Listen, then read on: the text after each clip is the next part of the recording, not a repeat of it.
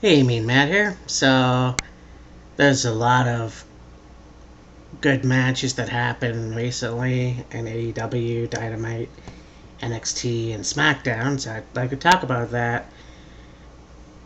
I'm trying to remember back to Dynamite, but it was a really good show, anyways, and the only.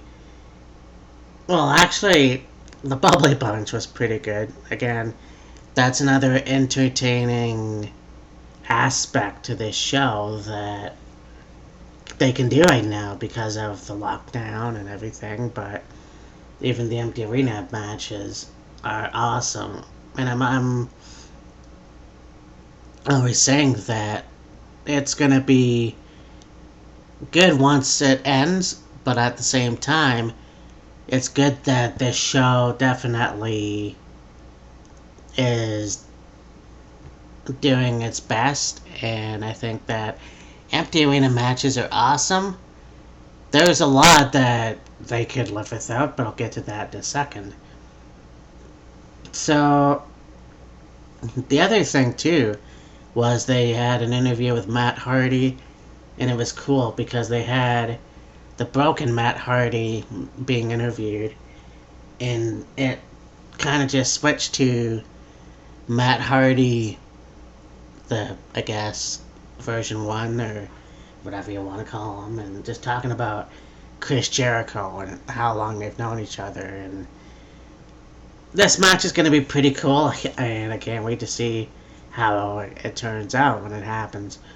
So, I mean, it was a really good show. Again, trying to think back to a lot of it, it's kind of difficult because I know it just happened and there's only my attention span is a bit short.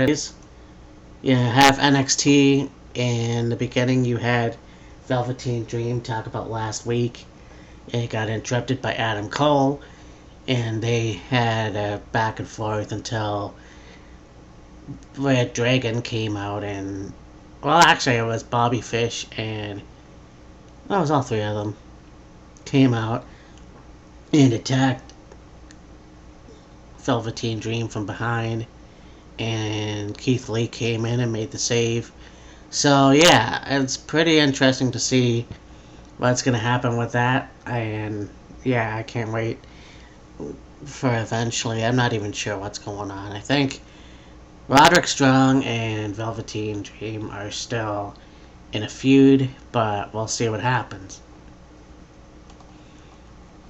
And so you had Dakota Kai and Raquel Gonzalez defeat Tegan Knox and Shotzi Blackheart. I did not see this match.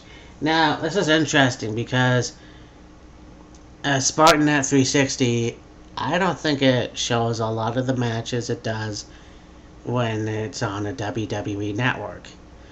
Unfortunately, that's just the way it is, but I'm pretty sure this was a good match. I really enjoy seeing all four of these ladies in the ring, so, it is what it is. And again, I talk about at WrestleMania, the review or the prediction show that Kyle and I did. I compared Diesel and Shawn Michaels to Tamina Snuka and AJ Lee. While the same can be said for Tegan Knox and Raquel Gonzalez. So,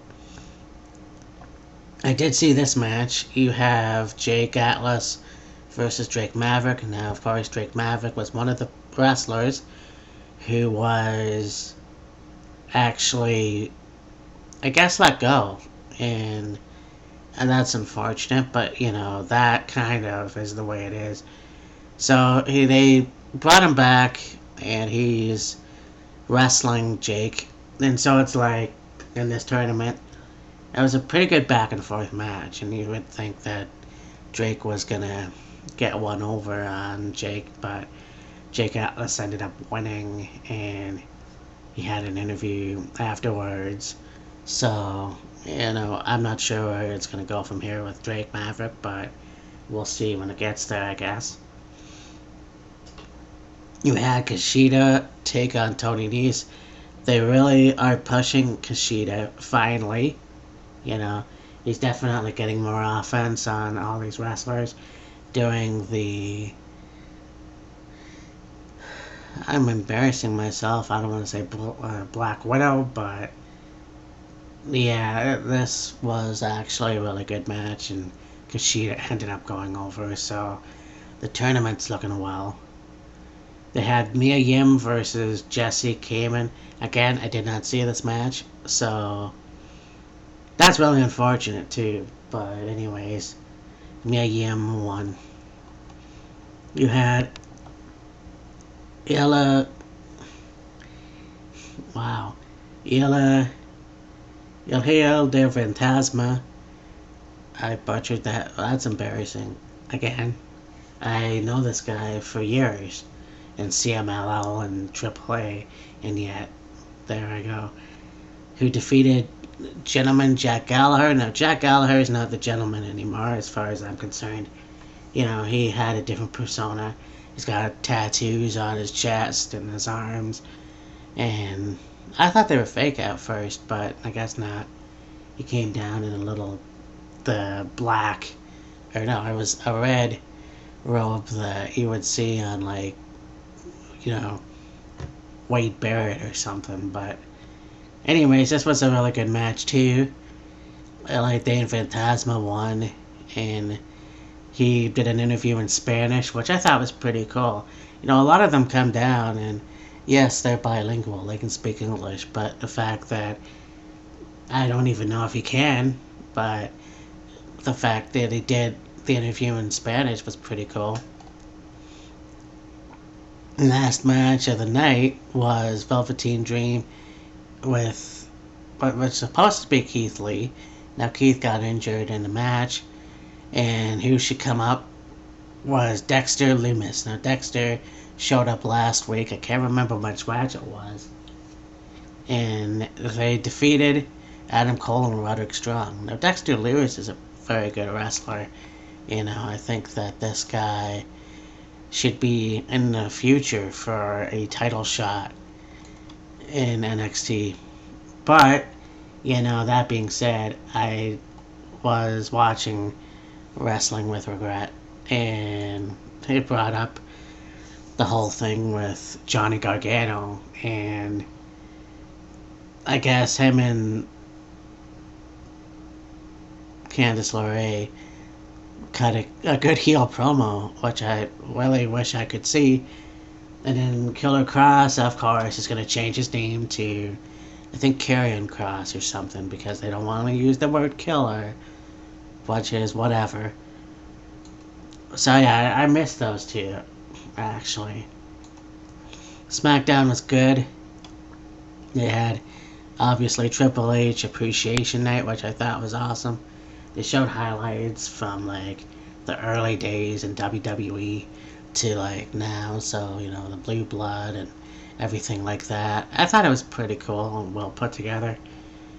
You had King Corbin defeating Drew Gulak in the Money in the Bank qualifying match.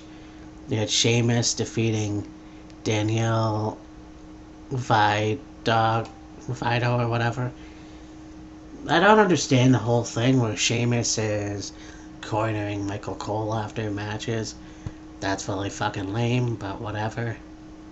You had a Lucha House Party defeating Miz and Morrison. I think that the Lucha House Party finally getting TV time again is pretty cool. I mean, I haven't seen them wrestle in a while, so that's awesome. Lacey Evans defeated Sasha Banks, and for the women's Money in the Bank qualifying match.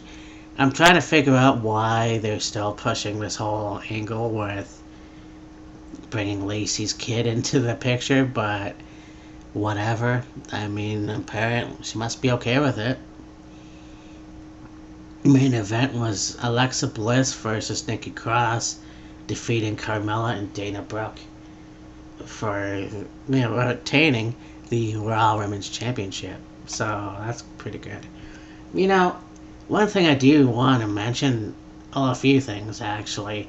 The whole Money in the Bank match is going to be fucking awesome. In my opinion, this whole lockdown thing I really enjoy these matches where it's intimate in a way that there's no audience and you can just watch, you can focus on the match. And of course, the match is going to happen where they start on the ground level in the headquarters and make their way up to the roof of the building. From there, I don't know how that's going to work. But, anyways, yeah. So that's going to be fun, I think. I think it's going to be very cool to see what happens there. Also, wanted to bring up the fact that they did have the Triple H appreciation, and Triple H comes out in his black suit, no less, which I would have preferred the leather jacket and Triple H shirt that he wears and whatever, but it is what it is. He's still CEO. You have the whole thing with Shawn Michaels coming out a few minutes later, and they do the whole DX thing, and they're serious and then they're not serious, and then they're serious and then they're not serious. And, it's fine for what it is. But the fact is, with these excitements that they do, the entertainment aspect of it, really doesn't, it has to make sense. And sometimes it just doesn't make any goddamn sense. And, they do try to make it funny, but it just, I don't know. Anyways, you have the phone thing, Stephanie McMahon gets an interview, Ric Flair gets an interview. I'm not sure, but for some reason I think Chris Jericho got an interview. I could be wrong about that, but yeah, Vince McMahon comes out and he attempts to roast Triple H. It was okay for the most part, but whatever. I don't know, I just felt a little bit odd about it. So, there it is.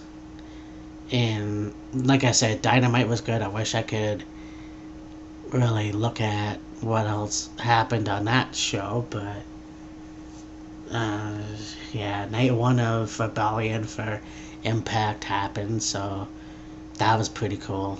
Yeah, just a bunch of shit that happened that, I try to keep posted, but it is what it is, and I hope that Killer Kyle's watching, and maybe he'll do a video or something. And one day, or whatever day it is, Wheels of Fury is going to be back in action at some point. And until that day comes, Matt, and I'll talk to you later. Bye.